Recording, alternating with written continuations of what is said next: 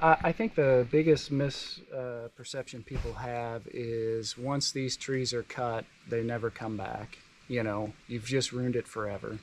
And the forests are super resilient and they will grow, whether you want them to or not.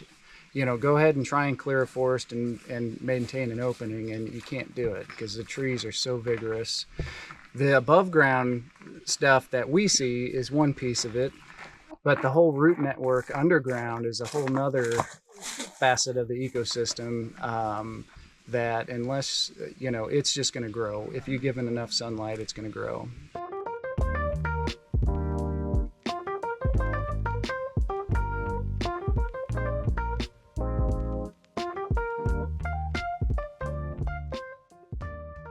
Hey everyone, welcome back to Curious by Nature with Deep Roots.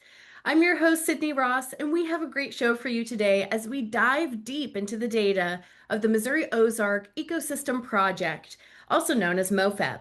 This is happening at Peck Ranch down in the Ozarks. It is a long-term study on forest management practices and the impacts on flora, fauna, fungus, and more. The research is about 37 years in with the intention of collecting at least 100 years of data. It's a world-renowned study, and I can't wait to learn more about it alongside you today.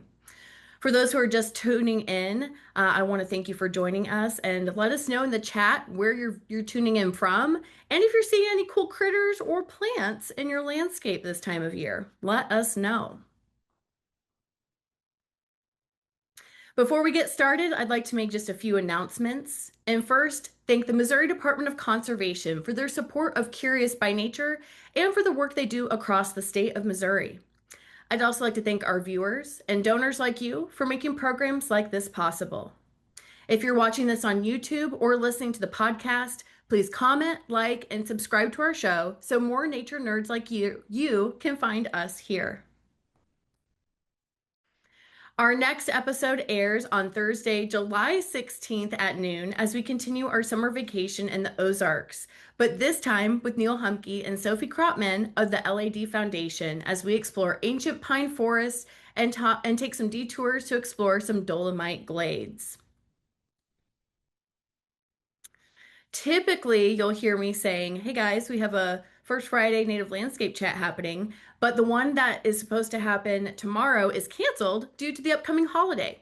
So in the meantime, I hope you'll mark your calendars for our next Native Landscape Chat on Friday, August 7th at 1 p.m. at the Anita B. Gorman Conservation Discovery Center as we explore late summer blooms across the garden. It's such a fun opportunity to come explore the gardens, chat with folks like me and other nature nerds, and get some inspiration for your own gardens at home. I hope to see you there. Join us on Saturday, July 11th for our next Habitat Garden Tour. This time it's going to be taking place in Waldo and South Kansas City. We're highlighting 3 diverse residential gardens across the metro that understand what you plant matters. Experience peaceful spaces, garden experimentation, and learn more about thoughtful, nature-centered approaches to gardening with native plants. Like always, Curious by Nature is recorded and all resources will be sent to the live viewers following the show. If you have questions during today's program, I want you to drop them in the Q&A section, and that will be answered at the end of our show with our guest expert. And if you have comments during the show today, put those in the chat section. Also, when we do our live Q&A at the end of our program, we'll do a pop quiz, as we always do, where one lucky winner will get a slew of exciting prizes, including Ask Me About My Milkweed bumper sticker, this really cute book I got from the Discovery Center called A New Leaf, and it features ideas for writing inspired by trees, which I thought was super appropriate for today's episode. And finally, you'll also get this super sick white oak tree poster from the Missouri Department of Conservation as well. So be sure to stick around to the end and pay attention because one lucky winner will win that prize pack. All right, let's go ahead and bring out today's guest expert. I want to welcome Mike Keeley to the virtual stage. Mike is the district supervisor in Eminence, Missouri for the Missouri Department of Conservation. He earned his bachelor's and master's degree in forestry from Southern Illinois University. He saw a career in conservation because he's always loved being outdoors. Mike has worked all over Missouri, including as a forester in Perryville for 18 years, a regional forest for 2, and a district forester for 6 years.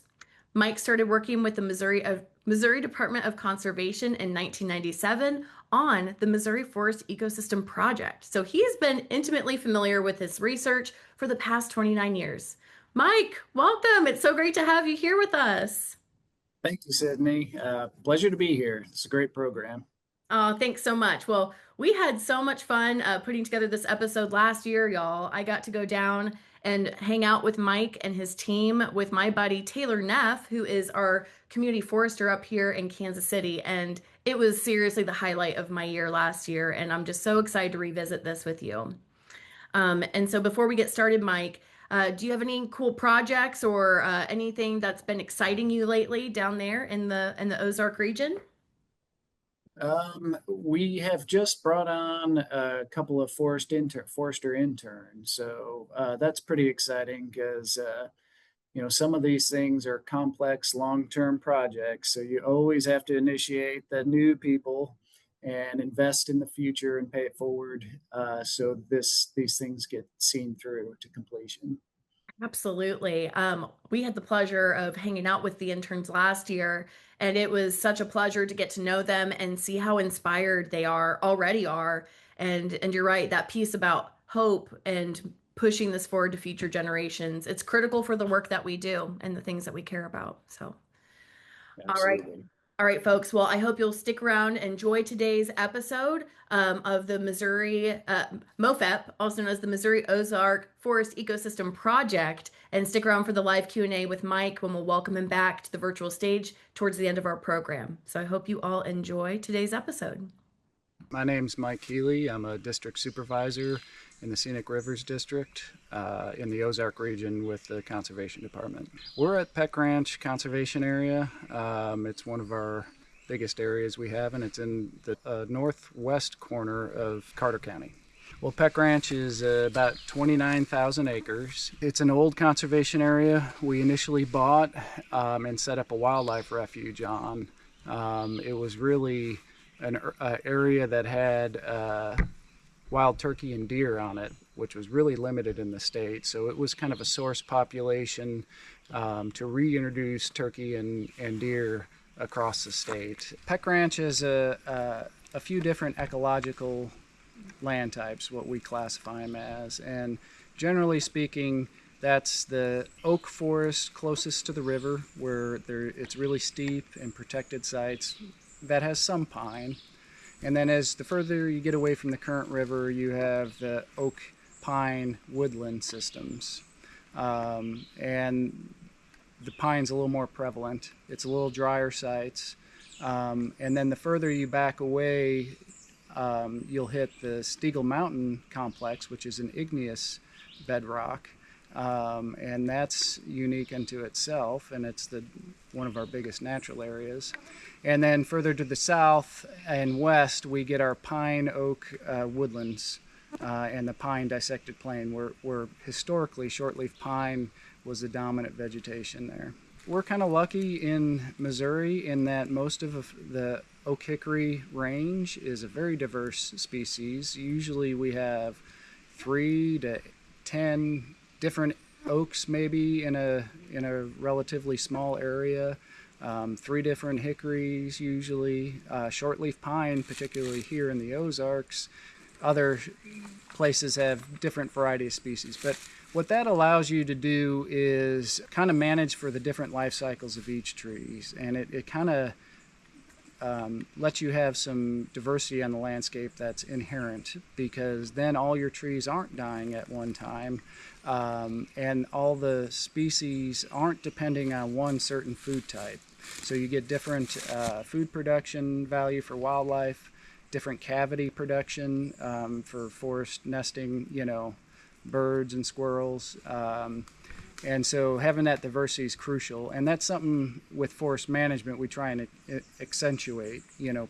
Measure how much of each we have, and try to make the most diverse, resilient forest on the landscape we can. The MOFEP program is a research program that was set up by the Conservation Department to answer some questions. The Conservation Department does pretty large-scale management for wildlife and habitat, different manipulations, and there's different ways to go about it, and namely through forestry, even age management and uneven age management, and that's speaks to how much trees are taken during any given harvest and how the harvest is conducted.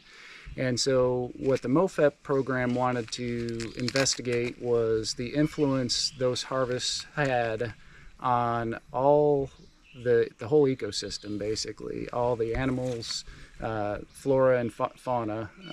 So it was a pretty all-encompassing research program. It started in early 90s. They developed kind of the sites that they wanted to look at, and in the Ozark, since we have so much state land, and it allowed them to have enough acres to, you know, run the statistics and actually see if this was management was significant. The first harvest began in 96, and there was, before that, they took pre-treatment data, and they measured the trees, they measured the herbaceous vascular plants, birds, small mammals, a lot of different parameters. And then they had the harvest, and then after the harvest, they remeasured all those things again.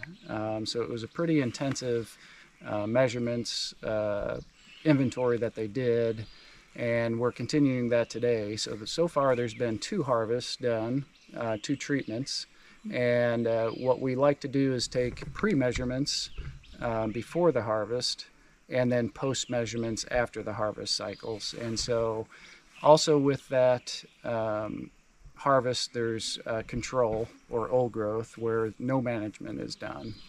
And these are replicated in 3 different blocks for each treatment.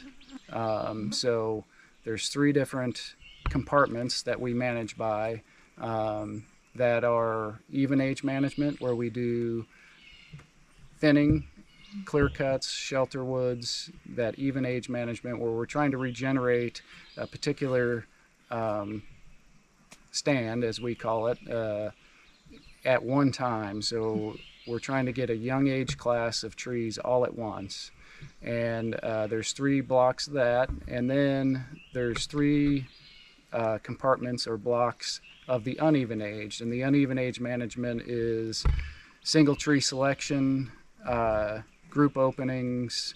There are different cutting methods where you're always retaining some balance of saw timber, pole timber, and small trees on any given acre throughout the unit. So these are different harvesting methods that have been done across the U.S. in different scenarios, and we really didn't know the differences between them, like how it affected in forest interior birds, which was one of the primary reasons this got started. You know, our bird species are declining for many reasons, and in the Ozark, since we have so much contiguous forest cover, we are a source population for forest interior birds. So it was really important for us to know what our land management effects had on those species.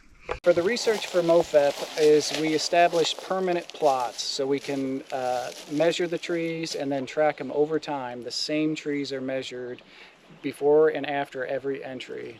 So each plot is a ½ acre in size, and we measure all the trees within that. Then in smaller nested plots within that ½ acre, we measure the small trees and the herbaceous layer. So we do all the botany work to see what's there before any manipulations are done. And then we'll come in after the disturbance is done and remeasure what's there. And we've seen some interesting things. We've been able to develop growth models to predict better of how our forests are growing, how they're interacting, the species interactions, and then how our harvests are affecting like our ground flora. So some of the early findings from MOFEP is we get a good species abundance increase and species richness increase after a harvest. We do see some species that don't respond well to the harvest and some that do. So there's winners and losers, and we're tracking to see how that plays out over time. Because any one given harvest, it could be bad for that species, but over time in the greater landscape, it could be a net positive. And that's what we're trying to really get those subtleties and figure that out. We see the same thing with the bird species, the forest interior birds, in the clear cuts and stuff like that. Some species just don't like it at all. Some species actually like it some, and they come in and they can forage for their young, and it hasn't been negative. And it's been a really good thing for the early successional birds, the birds that come in and like that habitat, and we've seen increases in that. But what we need is time, because really the story is only told over multiple entries, and time to really see how these systems act over time, because there's all sorts of droughts and other factors that the statistics have to try and deal with, and that's only going to happen really in the long term of this 100-year study.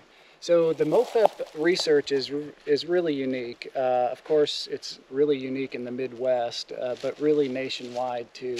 It's one of the largest ecosystem projects in the country, and it's unique that it so encompasses so much habitat and so many different aspects of the ecosystem, from the herps, small mammals, the botany, the herbaceous layer, the trees, the economics of the harvesting, forest interior birds, of course, that's why it was developed initially. So a lot of different scientists are learning different things. And so we get researchers on staff that we have that conduct their research.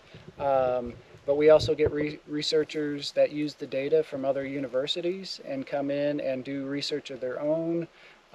So it's really this great public service that we're providing of this information that's out there that could be worked with by different scientists. Peck Ranch was a refuge, and so some of the thought was, especially for wild turkey, was they really liked mature woods. So there was pretty light-handed in terms of forest management historically at Peck Ranch, and that's changed now because of the forest health conditions that we were dealing with because of the no management. They were seeing wide scale declining in our red oak species. Our harvesting that kind of started up was in relation to that. And then also some of the research was showing the benefits of disturbing these ecosystems. So ecosystems that we have throughout Missouri and the United States are what we consider disturbance dependent ecosystems. So they need some disturbance that brings more sunlight into the system that the plants need to kind of live and reproduce. Historically, the disturbance was done through fire with Native Americans. They burned pretty much as their land management tool. When the European invasion happened, they kind of picked up that practice. This was prior to bulldozers and herbicides, and so what they had was fire to manage this ground. But this whole area was cut over significantly after the turn of the 20th century, early 1900s. The big mills came in and cut all the pine off literally in a couple of decades, so that was huge. In that turn of the century, early 1900s, since they cut off all the timber, and then they tried to farm what they could farm where the soil was good, and they also, coupled with that, tried to keep it burnt off and graze it. So they were not only logging all that off, but then also burning it and then grazing it, trying to keep it open for fields. When that kind of went away because some of these sites are not suitable for agriculture, there was a huge ingrowth of a new young forest. And that new young forest was not what it historically was. So our historic forest in a lot of this area had a heavy component of shortleaf pine, sometimes exclusively shortleaf pine. And now, after the great harvest, because of different reasons, it was heavily more to red oak species as the dominant overstory species. So when we kind of got into first legs of conservation, it was protecting it from fire, trying to let this young forest grow up. And because the area was so cut over, burnt over, grazed very hard, protection was one of the first conservation measures we tried to do. And that was a good, probably smart step. We kind of lost a little connection with the fire and the grazing influences, but everything was pretty devastated. So that was probably a good thing. What that led to was our even-aged, because it all got cut over at the same time, sections. The whole 29,000 acres of Peck Ranch within 2 decades was cut over, more or less, of a single age class of trees. So roll up the clock to like 2000, and all those trees were, 70 to 100 years old, more or less. And that's about the life cycle of red oak trees. They can live to 200 years, but by and large in the native forest, where they're competing for resources on especially dry Ozark soils, a lot of times they're dying at age 70 to 90. That really influences MDC's management still today. We're dealing with health issues of old growth trees. So in the Scenic Rivers District, we are managing basically for a balanced ecosystem as far as we can determine it to be. So what does that mean? That's pretty high in the sky stuff. But we have wildlife biologists, natural histories biologists, foresters, and fisheries biologists, all looking at different aspects of the land that we manage. And so since it's such a heavy forested system, we have a lot of foresters. Foresters are unusual in that we cross the line between this preservation and conservation and economic implications, let's say. So what a forester is trying to do is manage for a diversity on the landscape. So, back in the turn of the century, when they cut off almost everything within 20 years, it put everything in a single type of habitat. What we're trying to do is have a little more balanced approach where we don't have all of one type of habitat, all of one age class of trees. We want a diversity of habitats. So different species like forest interior birds are accounted for, and then early successional birds are accounted for. What the foresters and then the wildlife biologists are doing is trying to quantify how much we have. So we'll go out and measure systematically all our forests, and we do that by breaking it up into management units, or what we call compartments. We'll go through and inventory those and measure how many trees are there out there in the woods. Oh, there's a lot. Oh, those trees are big. Well, we actually put numbers to them. And then, since we are experts in assessing the sylvics of each of those species, which means their life strategies, their reproduction, their wildlife values, and stuff like that, we can kind of predict what they offer to the ecosystem, and then we kind of can make management decisions based off of that. What we're shooting for is a balance of leaf or old growth trees that we don't disturb intentionally. They might get some wildfire, or the tornado might come through and blow it all down, which happens not uncommonly.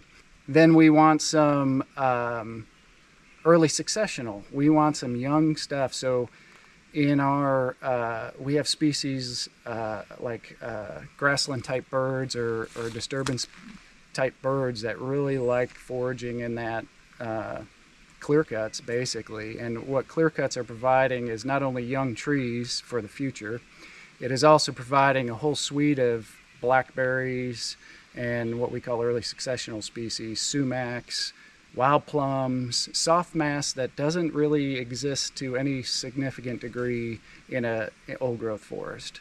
So we get this good shot of diversity in that kind of disturbance. What the forester's trying to do is balance out how much of that we need. Okay, we don't want to clear cut everything like they did before. How much do we want? And so ideally we shoot for about 10% in any given management of early successional. And then probably 10, and it's trending more to 20% of stuff that, you know, we leave for old growth, whether that's because it's significant, it's got a cave feature, or it's a riparian area along a creek. Usually that's about the numbers we're hitting. And then we do other kind of management in between. So that is usually based on forest health conditions. So we're really, in the Missouri Ozarks particularly, trying to trend back to shortleaf pine and white oak species. And that's because their drought tolerance and their fire tolerance. And they're a longer lived species. That's the trend all over the Ozarks, whether it's MDC or the Forest Service, is that. And especially shortleaf pine, that's not easily done because shortleaf pine is really needs a lot of sunlight to grow, and it also needs bare mineral soil to germinate the seeds. So it might only have 1 or 2 good seed crops every 10 years. And then it needs bare soil to hit on. And so it really needs that disturbance that historically was done through fire. But what we've seen is fire is kind of unpredictable in terms of its success rate. Fire alone may or may not do it. So we've seen some advantages to fire and harvest, so you can kind of more predictably get those conditions that are right for shortleaf pine. When a forester does a stand assessment to determine if management is prudent, one, we're looking at overall structure of the forest. You know, is it providing good vertical structure or horizontal continuity with other habitats and stuff like that. But what we want to make sure we do, whatever we do, it's sustainable. So whatever dominant species that are, you know, the main canopy in the overstory, we want to replace those and not convert it to a different forest type. So what we have to do is look at all the small trees in the forest and assess whether they're desirable or undesirable and whether they're competitive or not. So some of these small oaks, like this little one here, is a fresh germinant of an acorn. It's probably less than 3 years old. And it basically will have only a few years to find enough sunlight to grow into a larger size class. This sapling here is a larger oak. It might be 10 years old, but it could be 20 years old. And we don't know that. But it's a little bit more competitive because it's got the root system underneath it. So the forester's got to determine, is there enough small trees that are going to replace your large trees, and make the decision of whether they can open the canopy or not. Because if the regeneration's not there, or if you have an invasive species, so maybe you all know bush honeysuckle or autumn olive or vines, if that's the case, we really try and minimize any disturbance to that system until our invasive species are taken into consideration, hopefully reduced if not eliminated from the system before we make the disturbance. All right, so what we are in now is one of our even age compartments of MOFEP, and this was a stand of trees that was clear cut 30 years ago, more or less. And so this is where we came in and cut all the trees that had economic value for the logger, and then we came back in and cut all the small trees that didn't have any economic value for a complete fresh start where there was sunlight hitting the ground. Roll up the clock 30 years and we have a young forest now developing. So what happens in these clear cuts at a young age is they have a lot of blackberry and early successional species. And then once the trees close canopy and start to develop. They shade out a lot of those ground flora plants and start to really compete hard with each other. Still hanging on though is an example here at this black cherry tree behind me. That's an early successional tree that we don't see in any of our mature forests or old growth forests. It really needs that disturbance to come in. And the good thing about black cherry for the Ozarks is because we don't have a lot of soft mass, it's an important soft mass tree for bird species, and then it's a great forage for different insects. And so that helps our bird species also. The other is hard-mast, which would be your nut species like oak and hickory nuts. Even in here, 30-year-old clearcut, we have cohosh and all the normal species you're going to see in the old growth. So it was really a temporary thing. It's not a forever setback. This is an uneven age management unit, and the uneven age management practice is basically on a given acre, you're trying to manage different age classes of trees. So you always have older, larger saw timber, middle-aged, smaller pole timber, and then small trees that are usually, 1 to 30 years old. And what that requires is multiple entries of coming in here every 20 to 40 years and doing harvests to ensure that these young trees actually recruit up to the overstory. So the good thing about uneven age management is that it's pretty aesthetically pleasing. You always got some large trees, you're keeping a consistent canopy. You've got a varied canopy height where you've got really tall trees and then shorter structured trees, which is desirable for some bird species. So that's the plus. The negative of it is you have to come into your forest more often to manipulate it. So it's a little more technically challenging. Where we look at uneven age systems is when you have better species diversity. So if in this system here we have shortleaf pine, white oak species, and red oak species, and all of them have different lifespans and growth strategies. So really in an uneven age stand, you can try and maximize each of their growth strategies to the best of habitat that they can provide. So you're not cutting them all at year 100. You're staggering it out a little bit so you can accentuate the differences between the species. It's harder to do, like we have some stands that were born out of the great cutover of the turn of the century, and it's all one species, heavy red oak, and they're all dying at age 100. So it's harder to do an uneven age system in that situation. Okay, so this is our final treatment of the MOFEP project, which is no treatment at all.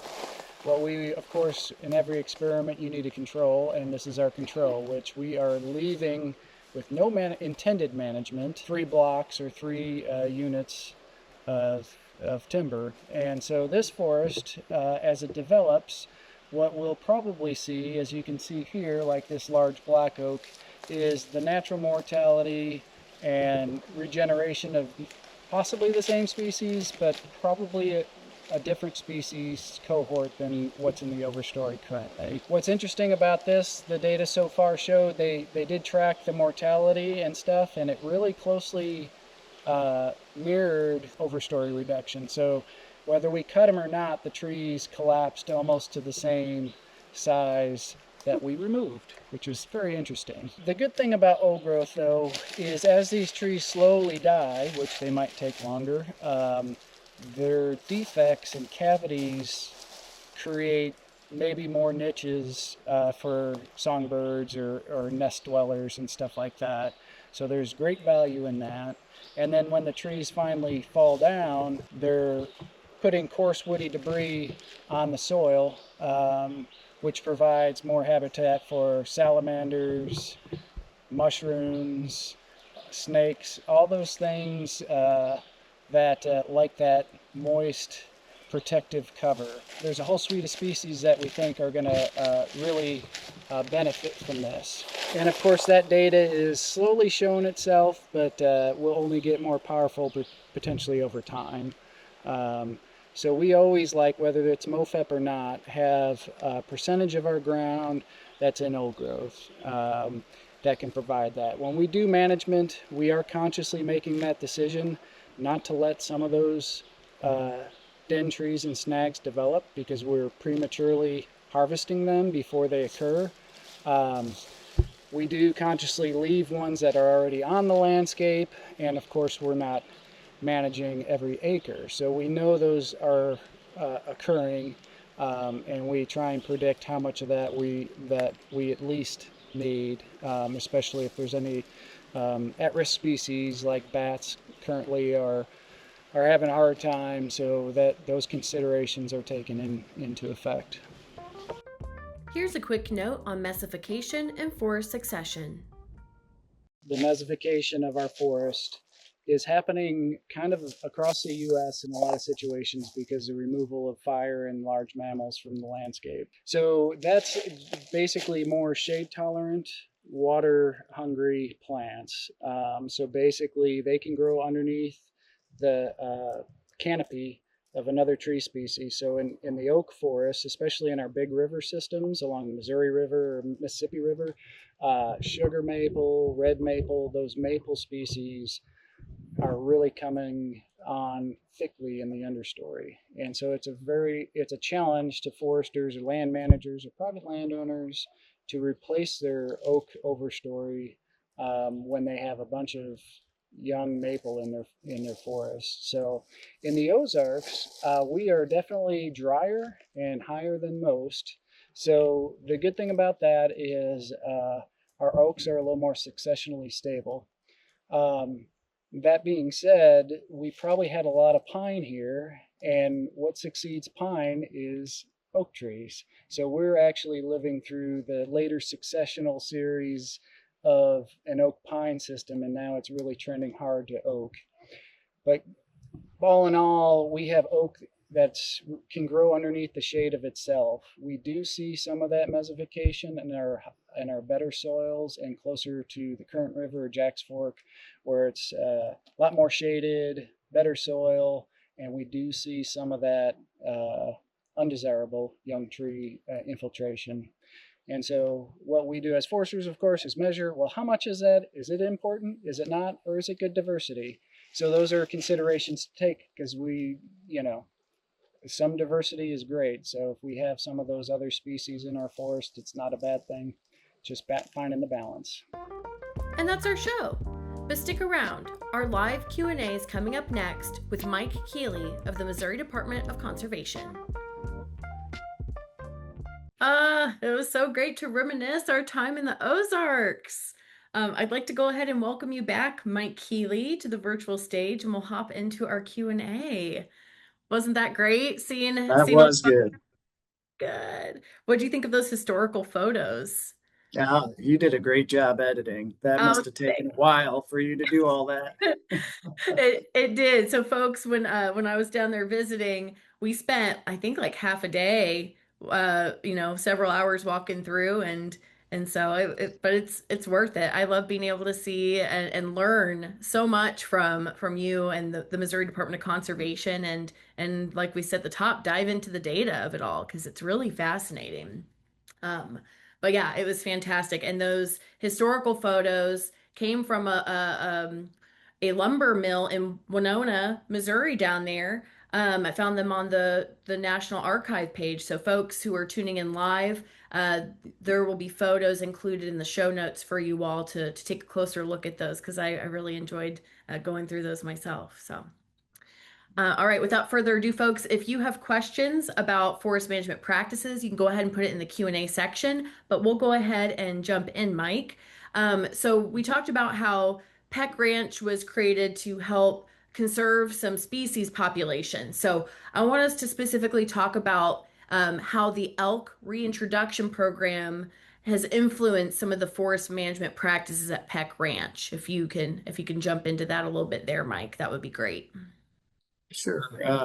We did reintroduce elk in the 2000s, a formerly extirpated species to Missouri, which is a big decision that we didn't take lightly. We had to really put the pencil to it and make sure there was more positives than the negatives. But then we had to have the habitat to sustain a population. So Peck Ranch seemed a suitable place. One, because of its remoteness, there would be maybe more minimal impact to or conflict with farmers and ranchers in the area. But then we had to start managing our fields for a grazer, which deer are a browser. They come, they eat a lot of different things. Elk are a large animal and they graze. So we had to improve our grasslands and our food plots and kind of our cool season and warm season grasses. And then we also wanted to maximize our glade and woodland habitats. So that included a lot of woodland restoration and glade restoration, including fire, prescribed burning as consistently as we can do it, and then chainsaws of lowering the amount of woody cover to promote a more diverse forage for the elk. Interesting. Yeah, I really appreciate that distinction between browsing and grazing. It's not something I really considered here in the urban area. Yeah. Before I started working at Peck with the elk, I didn't think about it too deeply. Yeah. Yeah, because I mean, in the urban area where I live, like we get deer, that come through, and that's often a nuisance for folks who are trying to garden with native plants. But on the other hand, this is why we plant native, right? Is to help support our native wildlife. And so to imagine a group of elk coming through and just mowing everything down, I mean, it's a big impact. It is. It is. So But it's Mike, been successful so far. oh, that's great. And so, Yeah. yeah, how do you have any data on the increase in the elk population? They're slowly increasing, and we are monitoring them as best we can. Even though they're a large animal, they're tough to get good numbers on, and it's expensive to do some surveys. So we're monitoring them. We do have some hunting tags that we have sold for, and people have loved it and had great success. And we kind of have in the works potential for expansion of that if need be, if the population starts to expand. But it's on an upward trend. Oh, that's exciting. Is there a good time of year if folks want to come down and visit and see the elk? Is there a So, time of year that works better than others? absolutely. The most popular is the fall, while they're kind of going into rut, and you can hear the bugling and whatnot, which is very unique. You won't hear that in Missouri at all. But the timing is more critical, is getting there early in the morning or in the evening.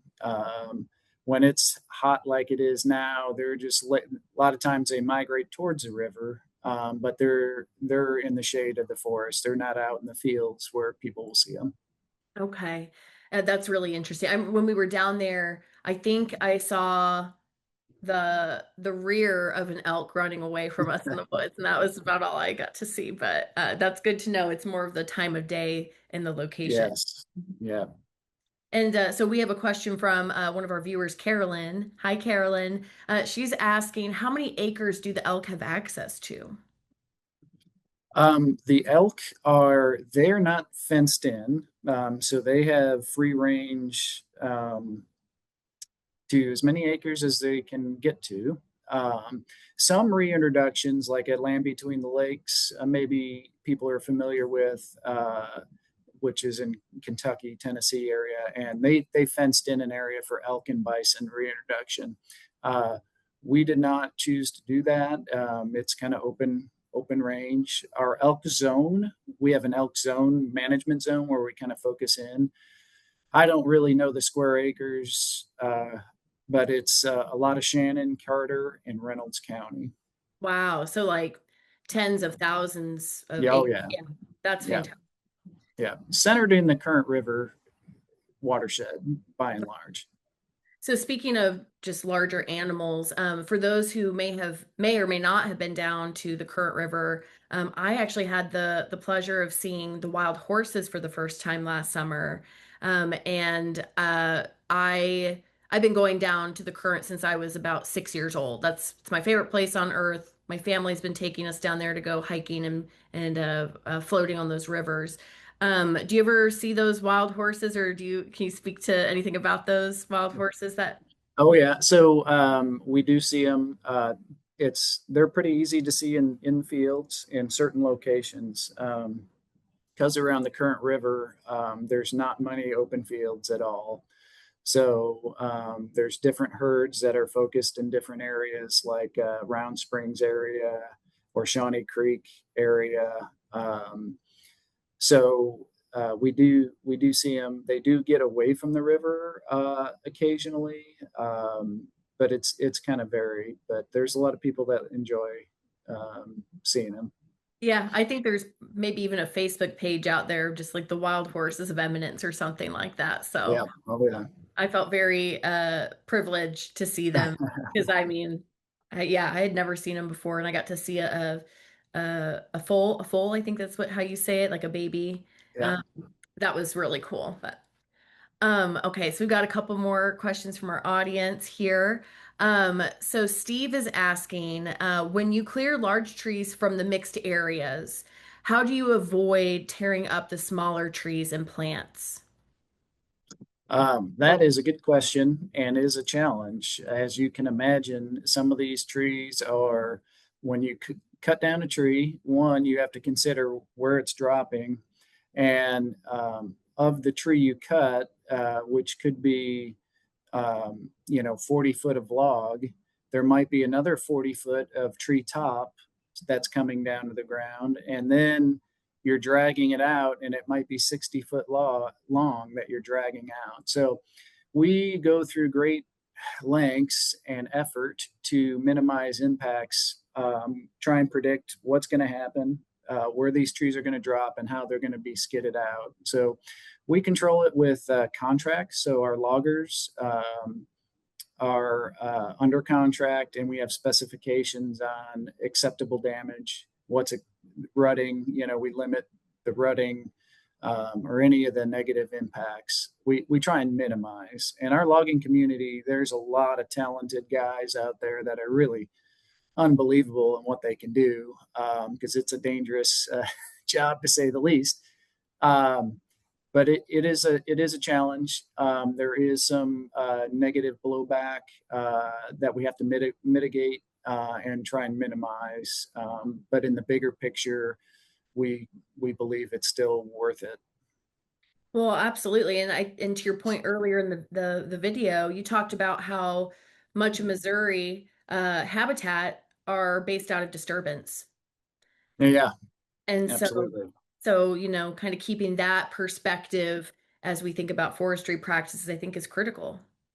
Yeah. Absolutely. Absolutely.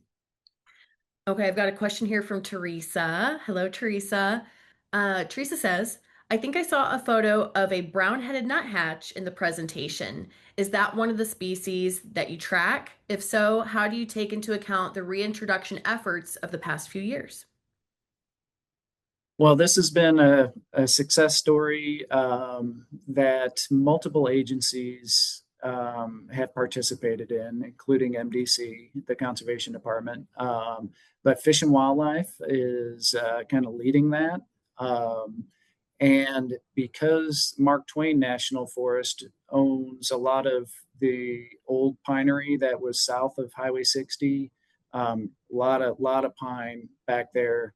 They planted, the CCC planted back in the Great Cutover. They replanted pine on a lot of that. So the Forest Service had a lot of good habitat, so they reintroduced them there on the Forest Service ground just south of 60, and they're tracking them now and seeing how they migrate north.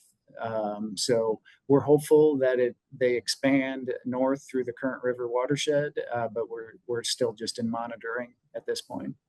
That's so fascinating. And if anyone attended the Deep Roots Planet Native Conference This year we had Missouri Department of Conservation state ornithologist give a presentation specifically on the brown-headed nuthatch. So that was really fascinating to see the data behind it, and just always exciting to see a species kind of make a bit of a comeback in our habitat. So, Absolutely. Absolutely.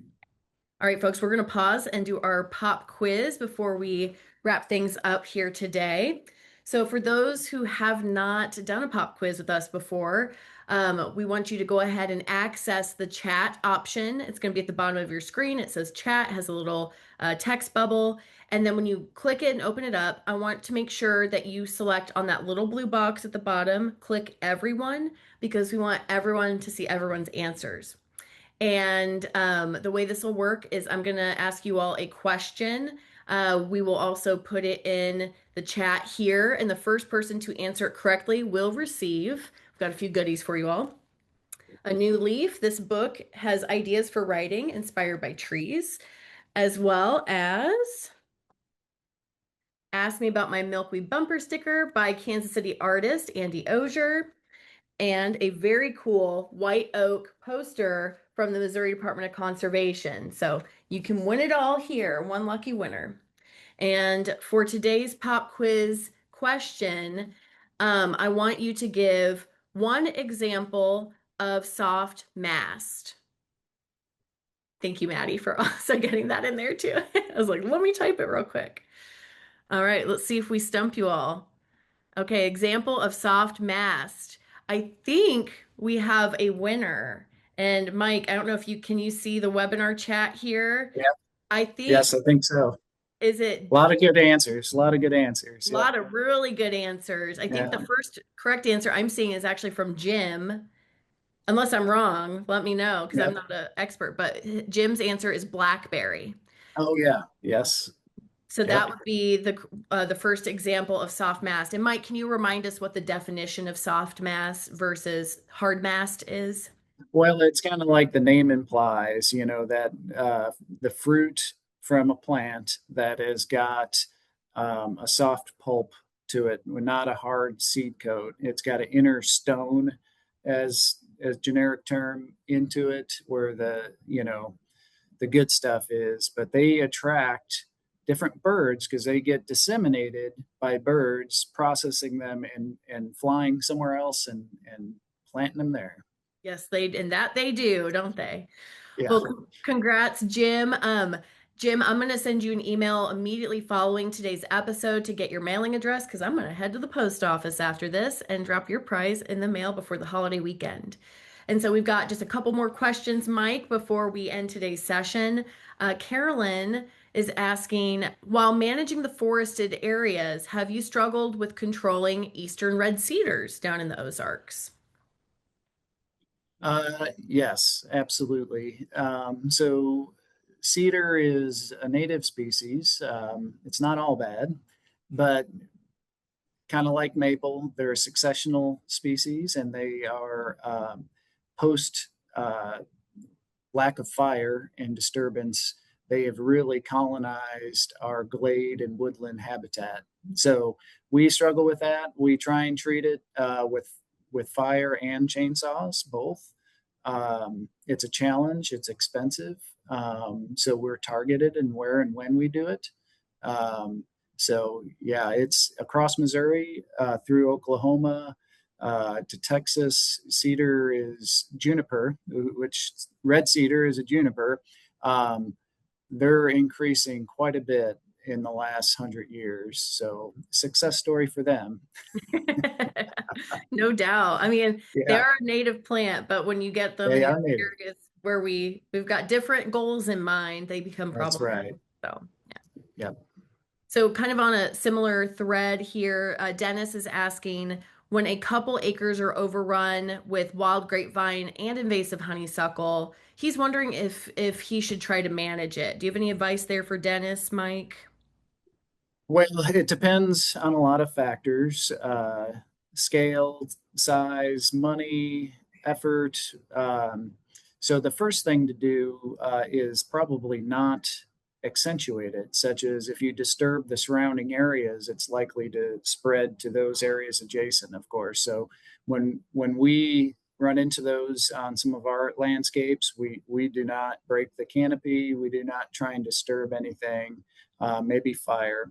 So grazing, fire, and herbicides are your three answers. And so it depends what you're comfortable with and what tools you can use.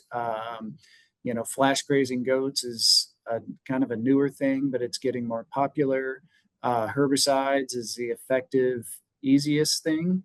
And then fire is more of a long-term management of those types of situations. I think that's solid advice. Yeah, that's great. Yeah. Dennis, good luck on your project and keep us posted on how that goes. So, all right, folks. Well, I think that's all we have time for today. Mike, so great to see you again. Thank you so much. Good seeing you. Oh my God. So much fun. I hope to come back and visit y'all soon down in Eminence. It's my favorite place on earth. I'm very jealous that you all get to spend your days down there. But thank you. We really appreciate having you on the show today. Absolutely. Thank you. Thank you, Deep Roots and Maddie also.